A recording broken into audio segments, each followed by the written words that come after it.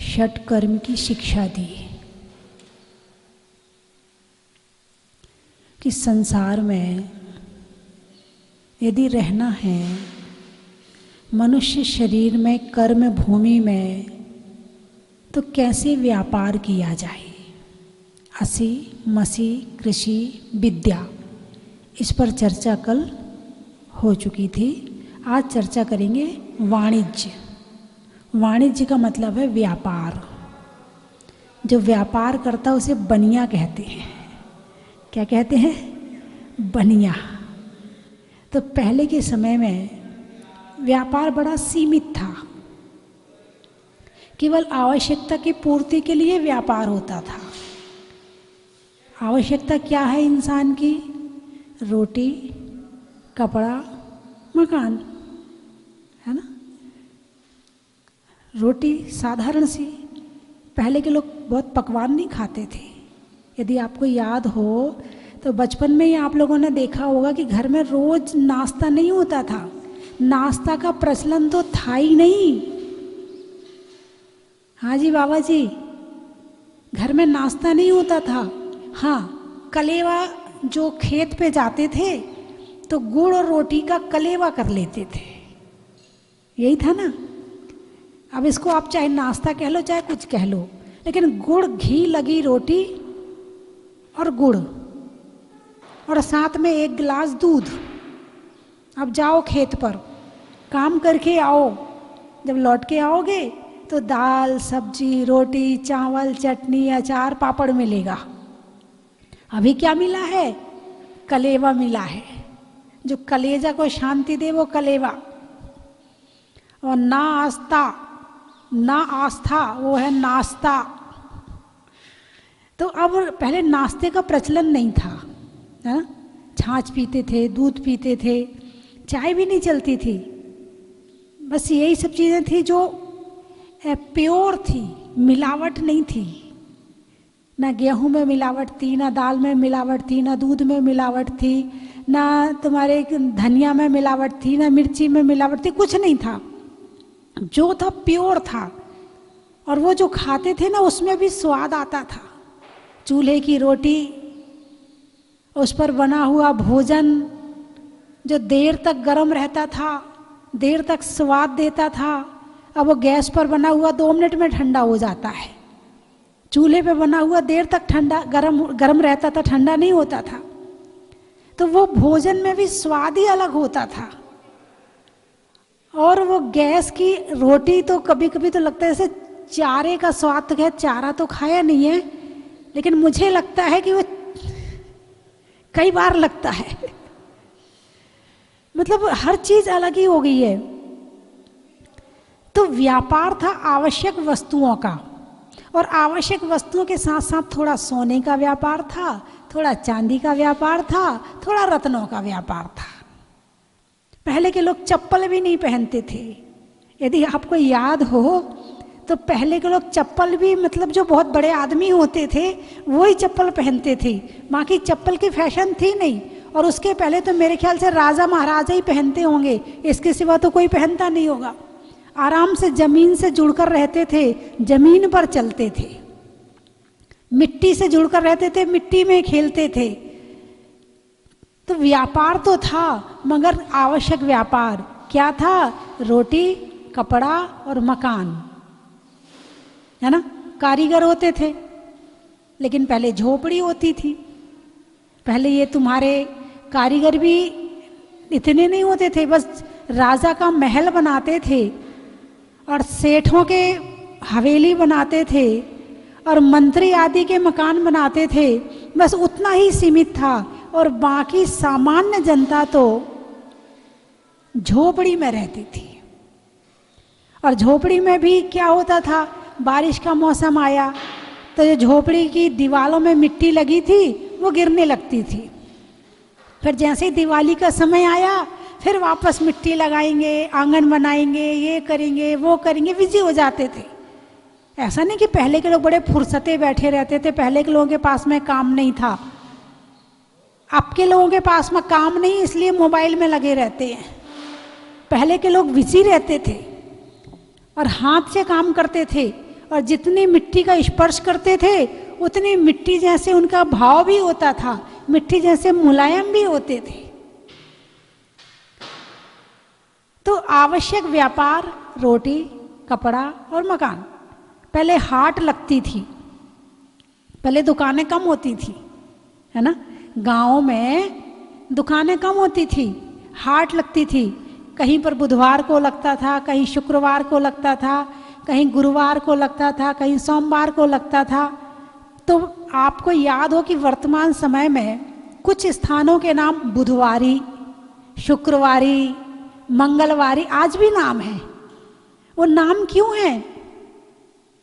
क्योंकि वहाँ उस दिन वहाँ पर हाट लगती थी, और उस हाट में 7 दिन का सामान, 6 दिन का सामान जितना खरीदना था वो सारे गए और अपना 6 दिन का सामान खरीद कर ले आए, और ला करके फिर क्या किया, ला करके फिर अपने 6 दिन के लिए शांति, 6 दिन के लिए दिमाग शांत, कुछ नहीं खरीदना है, कोई बाजार नहीं है, कोई वो नहीं है, बस 1-2 दुकानें गांव में होती थी आवश्यक वस्तु की, और उससे अपना काम चला लेते थे।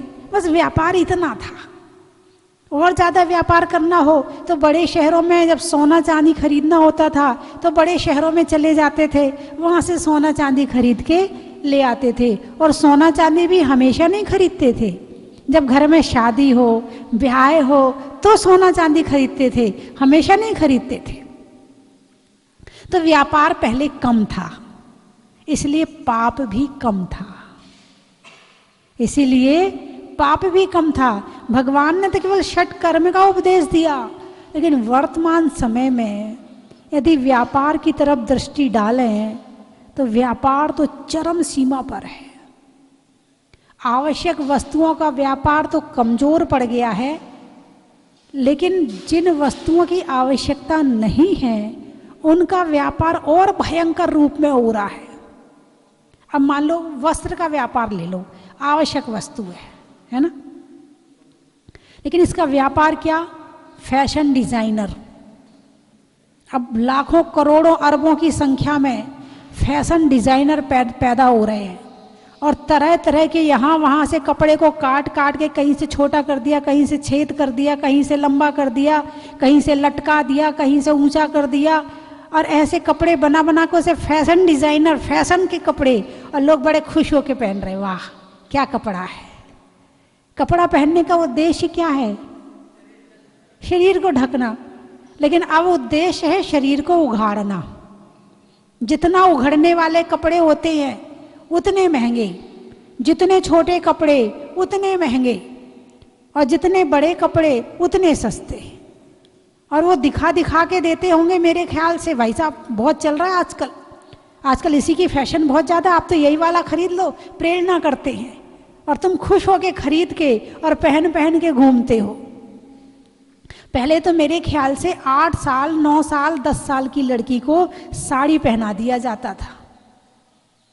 भाई ऐसा है या नहीं मैंने नहीं देखा, लेकिन आप लोगों ने यदि देखा हो तो बताओ कि 5-7 साल तक तो वो फ्रॉक पहनती थी, और उसके बाद फिर उसे सीधे साड़ी पहनाते थे, और सिर ढक के रखा जाता था।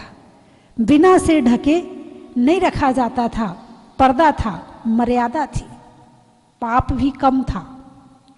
अब पर्दा नहीं है, मर्यादा नहीं है, तो पाप भी बढ़ रहा है। बंधुओं, वर्तमान समय में व्यापार बहुत बढ़े। लोग कहते हैं पहले इतना पैसा नहीं था लोगों के पास में, लेकिन अब तो पैसा बहुत हो रहा है। पैसा बहुत क्यों हो रहा है? क्योंकि व्यापार बढ़ रहा है। कौन सा व्यापार बढ़ रहा है? मोबाइल का व्यापार बढ़ रहा है, पेट्रोल का व्यापार बढ़ रहा है, बिजली का व्यापार बढ़ रहा है, मशीनों का व्यापार बढ़ रहा है। पहले पंखा, एसी, कूलर नहीं थे, अब इनका भी व्यापार होने लगा है। पहले मिक्सी, कपड़े धोने की मशीन, और जितनी मशीनें हैं वो नहीं थी, उसका व्यापार बढ़ रहा है।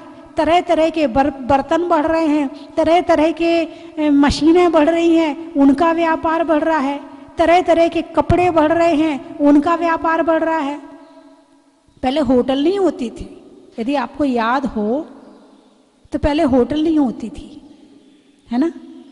जो कुछ खाना है घर में ही खाना है। पहले के लोग ही ऐसे होते थे, यदि कोई अनजान व्यक्ति दिख जाए पूछते थे भाई साहब आप बाहर से आए हो? हाँ जी हम बाहर, चलो हमारे यहाँ भोजन कर लेना। ऐसे सेवा भावी होते थे कि होटल की जरूरत ही नहीं होती थी। अब तो व्यापार बन गया है और भोजन का व्यापार इतनी भयंकर चरम सीमा पर है कि आदमी को घर का खाना अच्छा नहीं लगता। अब 6 दिन घर में खा लिया, 1 दिन होटल में खाएंगे। अब रोज रोज रोटी बनाएं क्या? हम रोटी बनाने के लिए हैं क्या? चलो बाहर खाएंगे। उसे बाहर के चटकारे लेने में अच्छा लगता है। पहले ठेले नहीं लगते थे चाट पकौड़ी के, ये बहुत अभी मेरे ख्याल से 50 साल से ज़्यादा नहीं हुए होंगे चाट पकौड़ी के ठेलों का व्यापार। इसके पहले नहीं था। इसके पहले तो सामान्यतः यदि घर दुकान भी एक आध कोई होती थी तो घर के अंदर होती थी और लोग कोई लोग वहाँ से खरीद लेते होंगे और बाकी तो सब अपने घर में बनाते थे।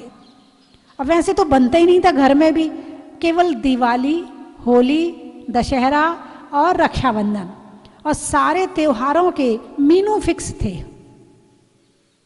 अब होली आ गई तो क्या बनेगा भाई? राजस्थान का अलग होगा, एमपी का अलग होगा, महाराष्ट्र का अलग होगा, लेकिन मेनू फिक्स थे सबके। अब दिवाली आई है तो गुजिया बननी है, बूंदी बननी है, सेव बननी है। अब होली आई है तो पपड़िया बनने हैं, गोंठा बनने हैं। रक्षाबंधन आया है तो ये बनना है, वो मेनू फिक्स थे और बड़ा अट्रैक्शन था त्योहार का। अब रक्षाबंधन आने वाला, नाश्ता बनेगा, तो कुछ दिन तक वो नाश्ता चलता था, लड्डू पेड़ा ये सब चीज़ चलती थी उस समय तक। तो लोगों को अट्रैक्शन रहता था त्योहार का, कुछ खाने मिलेगा, कुछ नया पहनने मिलेगा। अब कोई अट्रैक्शन नहीं है क्योंकि घर में डब्बे भरे पड़े हैं नाश्ता के, खाने वाले नहीं है। पहले खाने वाले थे तो नाश्ता नहीं था, अब नाश्ता है तो खाने वाले नहीं है। अब तो उसे मना के खिलाओ, बेटा नाश्ता करके स्कूल जाना। नहीं मम्मी मुझे देर हो रही, मैं नहीं खाऊंगा। बेटा दूध पी के जाना। मम्मी लेट हो जाऊंगा, तुम्हें दूध पीने की पड़ी, मैं लेट हो जाऊंगा। उसको दूध पीने का भी टाइम नहीं है, इतने बिजी है आजकल के लोग। भूखे रहने में फैशन मानते हैं, खाने में फैशन नहीं मानते हैं, भूखे रहने में फैशन मानते हैं। तो भोजन का व्यापार बढ़ रहा है। आज हर गली हर मोहल्ले में होटल मिल जाएंगी और उसके साथ साथ पैकेट में पैकेट का सामान। कौन सा सामान? पैकेट का सामान, जो बच्चों के आंतों को खराब करते हैं, बच्चों के पेट को खराब करते हैं, उनके स्वास्थ्य को खराब करते हैं। जो माता पिता आते हैं, माता जी इसका स्वास्थ्य ठीक नहीं रहता, इसको कुछ बताओ ना, ये बाजार के पैकेट के सामान खाता? हाँ खाता है। अब खाता है तो मैं क्या बताऊं? बीमार तुमने किया, पैसा तुम्हारा, खरीदा तुमने, खिलाया तुमने, बीमार तुमने किया। अब माता जी कुछ बताओ। माता जी क्या बताएं? बीमार तुमने किया है तो ठीक भी तुम करो। तो ये सारी चीजें जितनी हैं, ये सारी चीजें पेट को खराब करने वाली हैं और इसको बड़े शौक से, बड़े प्यार से बच्चों को दिलाते। बेटा पैकेट लेगा, वो चाचा गया उसने दिलवा दिया, वो ताऊ गया उसने दिलवा दिया, वो बुआ गई उसने दिलवा दिया। बच्चे को व्यसनी बना दिया। अब उसको ना मिले तो रोएगा। व्यसन किसे कहते हैं? जिसके बिना रह ना सके, खोटी आदत को व्यसन कहते। आजकल के बच्चे यदि पैकेट के सामान के बिना नहीं रहते हैं तो इसका मतलब वो उनको व्यसन हो गया है। पहले तो व्यसन होता था युवा अवस्था के बाद में, अब व्यसन हो गया है बचपन से। और उनको तो हुआ ही हुआ बच्चों को, क्योंकि उनको ज्ञान नहीं है। महिलाओं को क्या कम व्यसन है? उनके व्यसन तो और बढ़ते चले जा रहे हैं। होटल का खाना क्या है? ये भी एक व्यसन है और इतनी सुविधा के साथ देते हैं। हर मोहल्ले में मशीन लगा दी, पैसा डालो और गरम गरम पिज़्ज़ा निकाल लो। एक दिन मैं रास्ते में जा रही थी तो वहाँ पर एक मशीन लगी और खाली पड़ा पूरा जो कमरा था। मैंने कहा ये कौन सी दुकान है? बोले ये पिज़्ज़ा की दुकान है, बर्गर की दुकान है। मैंने कहा यहाँ पिज़्ज़ा बर्गर कैसे मिलता है? बोले ये उसमें वो लगा, उसमें पैसे डाल देते हैं। जब पैसे डालते हैं तो यहाँ से बर्गर गरम गरम निकल के आ जाता है। अब बताओ, मैंने कहा इतनी सुविधा दे रहे हैं और ऐसी चीज़ों के लिए अब लोग तो पहले से वैसे ही इंद्रियों के प्रति भावुक थे, वैसे ही स्वाद के प्रेमी थे, और इतनी सुविधा के साथ मिल रहा है तो इंसान कैसे छोड़ेगा? जिसको ज्ञान है वो नहीं छोड़ पाता है, तो जिसको ज्ञान नहीं है वो तो छोड़ेगा ही नहीं।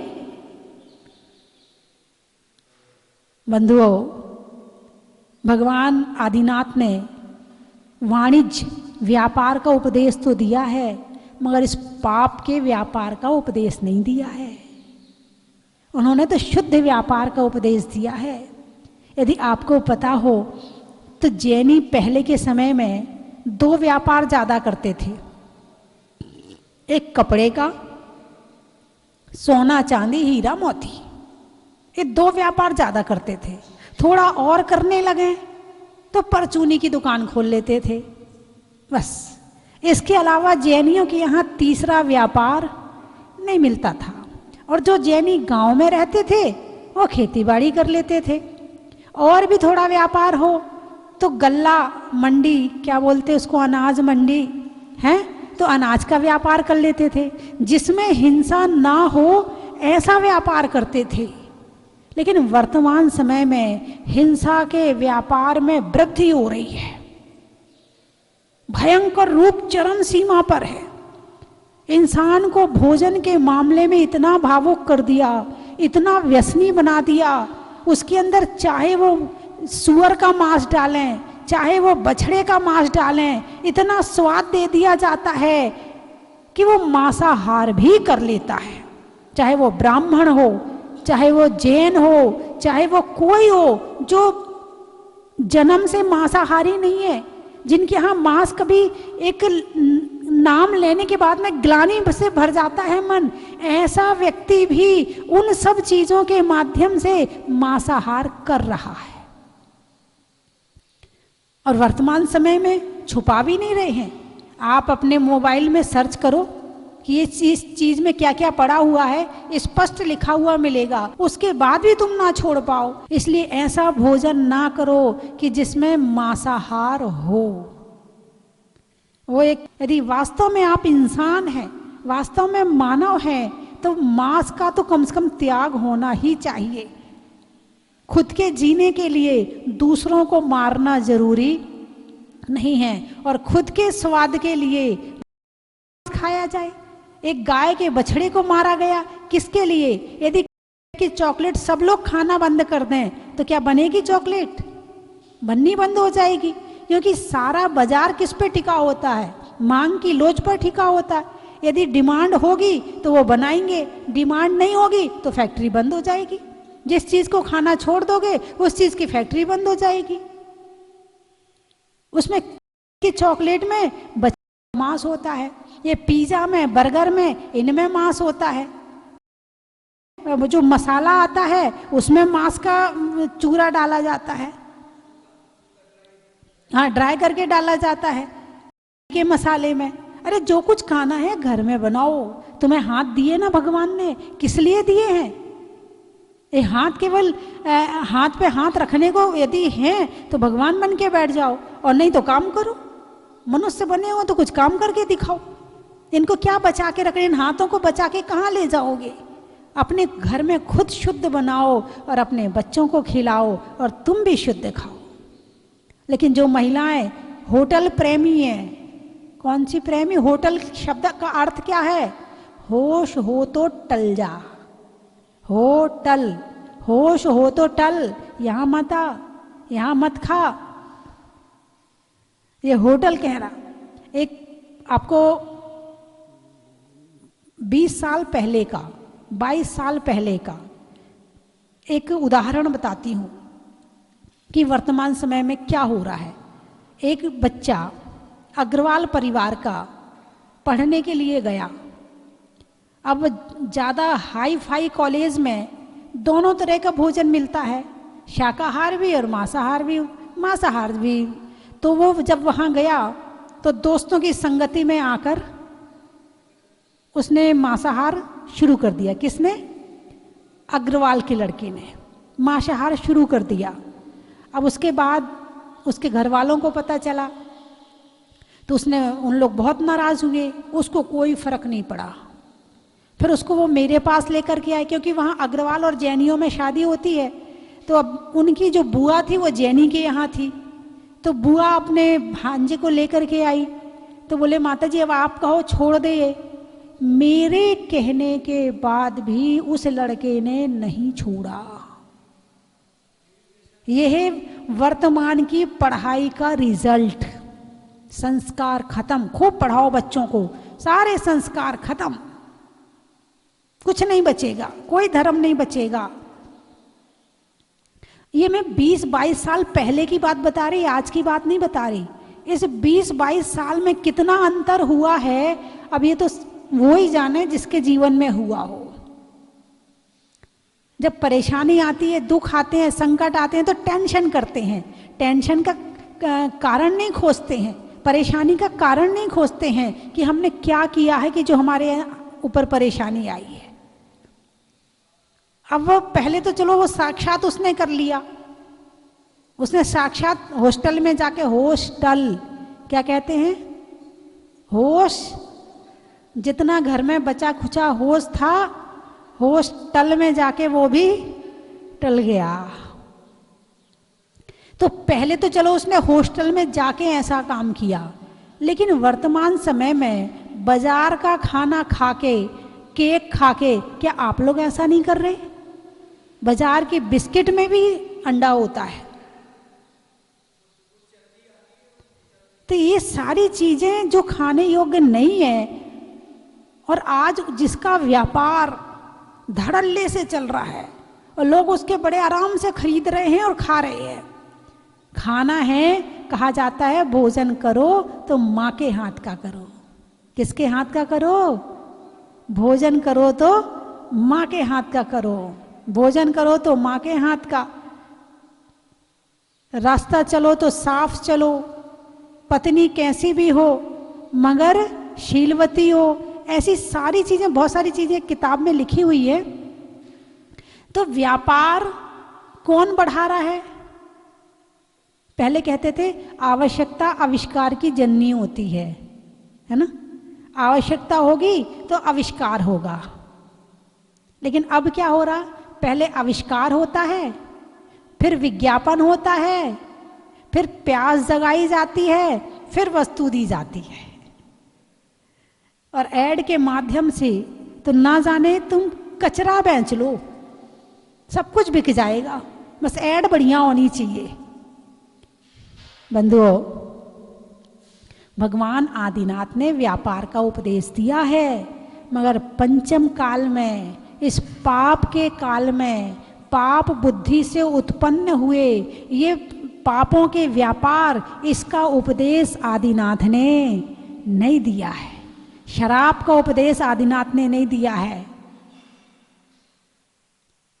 गुटखा, पुड़िया, तमाकू, इसका उपदेश आदिनाथ ने नहीं दिया है।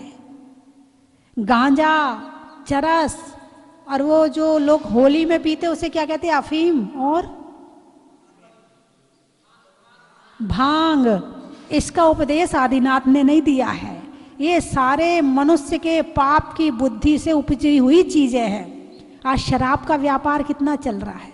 जिस समय लॉकडाउन लगा था,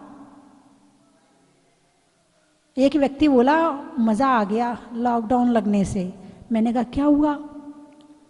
बोले वो पुड़िया होती ना, पुड़िया, मेरे घर में खूब स्टॉक पड़ा था, पुराना भी पड़ा था। 10 रुपए की पुड़िया को 100 रुपए में बेचा मैंने, और लोगों ने खरीदा। क्यों खरीदा? व्यसनी। कौन है? व्यसनी, जो पुड़िया के बिना रह नहीं पाते हैं। व्यसन कर रखा उन्होंने 10 रुपए की चीज 100 रुपए में खरीदी और वो माला माल हो गया। ये भी व्यापार है। लेकिन ये व्यापार सामने वाले को व्यसनी बना रहा है, उसका पाप भी तुम्हें तो लग ही रहा है। शराब का व्यापार, जब लॉकडाउन खुला तो लाइन लग गई, दूध की दुकान में लाइन नहीं लगी, हैं? परचूनी की दुकान में लाइन नहीं लगी। कहाँ लाइन लगी? 1-1 किलोमीटर की लाइन लगी और उसमें महिलाएं भी थी। इसका मतलब समझो तुम, ये कौन सा समय आ रहा है? दुख बढ़ने का समय आ रहा है। सुख कम हो रहा है और दुख बढ़ने वाला है। तुम जहाँ रह रहे हो ना, बहुत सुरक्षित जगह है, बहुत सुरक्षित जगह है। यहाँ तुम हजारों तरह के पापों से बचे हुए हो। अभी भी तुम हजारों तरह के व्यसनों से बचे हुए हो। अभी भी तुम अपने आप को पुण्यात्मा समझना कि ऐसे खोटे काल में आकर भी तुम प्रवचन सुन रहे हो, तुम पूजा कर रहे हो, तुम भक्ति कर रहे हो, तुम आहार दान दे रहे हो, तुम्हारे अंदर अच्छी भावनाएं पैदा हो रही हैं। ऐसे खोटे काल में तुम्हारे अंदर धर्म की भावनाएं आ रही हैं। अपने आप को बहुत बड़ा पुण्यात्मा समझना, नहीं तो इस काल में आदमी कहाँ जा रहा है। और यदि आपके अंदर ऐसी सुंदर सुंदर भावनाएं जन्म ले रही हैं तो अपना जन्म सार्थक मान लेना। तो व्यापार का उपदेश भगवान आदिनाथ ने दिया है, मगर ऐसे व्यापार का उपदेश आदिनाथ जी ने नहीं दिया है। आज तो बाजार, हर गली, हर मोहल्ला बाजार बन गया है। आगे दुकान, पीछे मकान, नीचे दुकान, ऊपर मकान। हर घर में दुकान खुल गई है, हर घर व्यापार बन गया है। पहले व्यापार केवल पुरुष करता था। अरे बोलिए ना, अब महिलाएं कहती तुमसे कम है क्या, हम तुमसे ज्यादा करके दिखा देंगे। आज कंपनी भी महिलाओं को प्रेफरेंस दे रही है, लड़कों को कम रखती है, लड़कियों को ज़्यादा रखती है। काम अच्छे से करती हैं, समर्पण से करती हैं, ईमानदारी से करती हैं। लड़के बेईमानी से करते हैं, बोले तुम रहने दो, हम लड़कियों को कर देंगे। और अट्रैक्शन, होटल के जो रिसेप्शन है वहाँ किसको खड़ा करते हैं? लड़कों को क्यों नहीं खड़ा करते? जैसे वो जाल बिछाते ना, जाल बिछाते हैं पकड़ने के लिए, बस लड़कियों को खड़ा करके समझ लो ये जाल बिछा रहे हैं ग्राहक को बुलाने का। बंधुओं, व्यापार आज व्यापार नहीं रह गया है, आज व्यापार पाप का कार्य हो गया है। जिससे लोग व्यापार के माध्यम से काम तो करते हैं मगर उससे पाप ज़्यादा होता है और व्यापार कम होता है। समय हो गया है तो चर्चा तो व्यापार की करें तभी तो बहुत लंबी और हो जाएगी, क्योंकि वर्तमान समय के व्यापार ने इंसान की बुद्धि को खराब कर दिया है। अभी तो ये चर्चा हो ही नहीं कि व्यापार क्यों करते हैं। बंधुओं, ये वाणिज्य और शिल्प की भी विद्या भगवान आदिनाथ ने दी है ना, उसकी चर्चा कल करेंगे। मैं 3 चीज़ें बोलूँगी, आपको कहना है बड़ा ही महत्व है। नींबू के सत्व का, जैन धर्म में तत्व का और बोलने में बड़ा ही महत्व का, पानी में खोलने का, बनिया में तौलने का और जोर से बोलने का बड़ा ही महत्व है। शरीर में कान का, रहने में मकान का और मंदिर जी में भगवान का बड़ा ही महत्व है।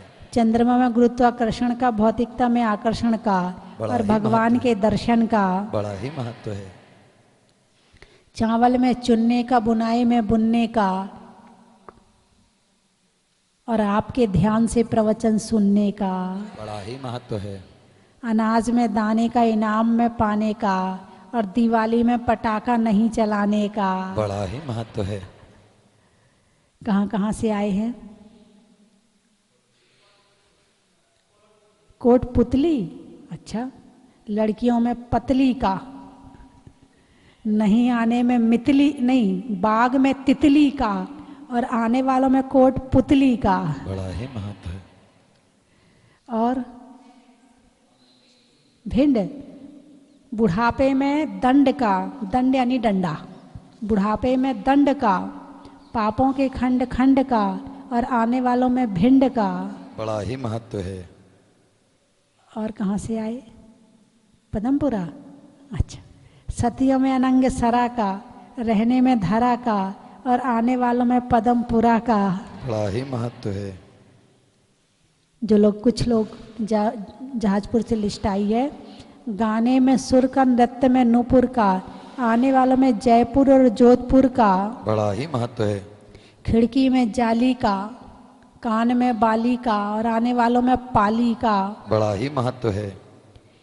पशुओं में निरीह का, नहीं होने में विरीह का और आने वालों में गिरिडीह का। बड़ा ही महत्व है। फूल में कली का, तपस्या में बाहुबली का और आने वालों में देवली का। बड़ा ही महत्व है। पेड़ में पत्ता का, राजनीति में सत्ता का और आने वालों में कलकत्ता का। बड़ा ही महत्व है। सावन की घटा का, रसोई में पटाखा और आने वालों में कोटा का। बड़ा ही महत्व है। सब्जी में छौंक का, दिल्ली में चांदनी चौक का और आने वालों में टोंक का। बड़ा ही महत्व है। गर्मी में घड़ा का, भोजन में बड़ा का और आने वालों में नोएडा का। बड़ा ही महत्व है। बोलिए 24 भगवान की। अद्वितीय लगा हमें, यहाँ आकर के बहुत ही प्रसन्नता हुई। ऐसा लगा बिल्कुल यहाँ का वातावरण इतना पवित्र है, इतना शुद्ध है। ये सब बाबा की कृपा है और हम सब यहाँ पर बार बार आवें, यही मेरी भावना है। और मैं सभी से यही निवेदन करना चाहूँगा, हिंदुस्तान के सभी लोगों से, कि कृपया एक बार निश्चित रूप से आप जहाजपुर आएँ, जहाजपुर मंदिर का दर्शन करें। बाबा की प्रतिमा अपने आप में बहुत ही अद्वितीय है, अनुपम है, अनूठी है, बहुत ही सुंदर है। और एक बार अपन दर्शन करेंगे, निश्चित रूप से हमारा भव का बेड़ा पार होगा। इसी के साथ ही बाबा मुनीश्वरनाथ भगवान की। आज हम यहाँ मुनीश्वर भगवान के दर्शन करके मन गदगद हो गया है। हालांकि हमने अभी सिर्फ यही एक बड़े बाबा के दर्शन करे और हमारे बहुत सारे दर्शन बाकी हैं। यहाँ की व्यवस्थाएं वगैरह की बहुत तारीफ सुनी है सबसे, और जैसा सुना वैसा ही पाया है। बाहर से पूरा जहाज के रूप में बनाया गया है, बहुत ही सुंदर लग रहा है। ये बात तय है कि बाबा के दरबार में जो भी आएगा उनकी मनोकामना पूर्ण होती है। लेकिन जिस तरह का व्यवस्था, जिस तरह की संस्था और जिस तरह का वातावरण यहाँ मिला है, मन प्रफुल्लित हो गया है और दोबारा आने की इच्छा व्यक्त हो गई है। जय बोलो 1008 श्री मुनीश्वरनाथ भगवान की जय। चलो स्वस्ति धाम, चलो स्वस्ति धाम, आओ स्वस्ति धाम, चलो स्वस्ति धाम, स्वस्ति चलो स्वस्ति धाम। चन की थाल को सजाओ रे आज, रत्नों की थाल को भर लाओ रे आज। आओ आओ करे रे गुणगान आरती भगवन की। आओ आओ करे गुणगान आरती भगवन की। आओ आओ करे रे गुणगान आरती भगवन की।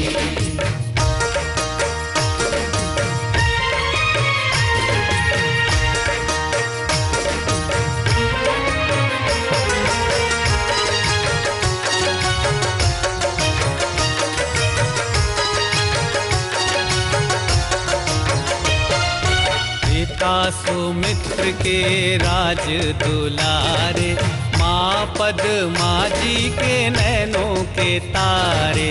पिता सुमित्र के राज दुलारे, माँ पद्मा जी के नैनों के तारे। राजगृही में जन्म लियो आप, राजगृही में जन्म लियो आप। आओ आओ मनाए खुशी आज आरती भगवन की। आओ आओ करे गुणगान आरती भगवन की। आओ आओ करे गुणगान आरती भगवन की।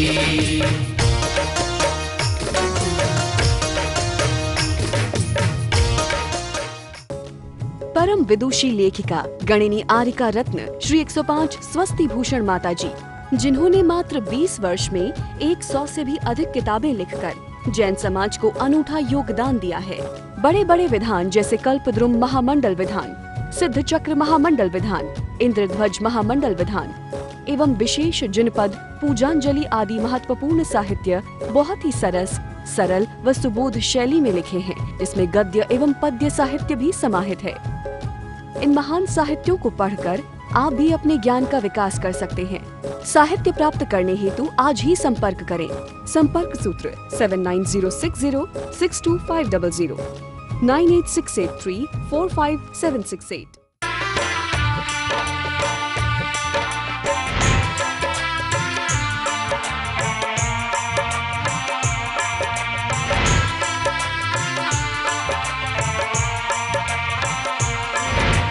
चलो रे चलो रे चलो चलो रे चलो रे चलो चलो जहाजपुर।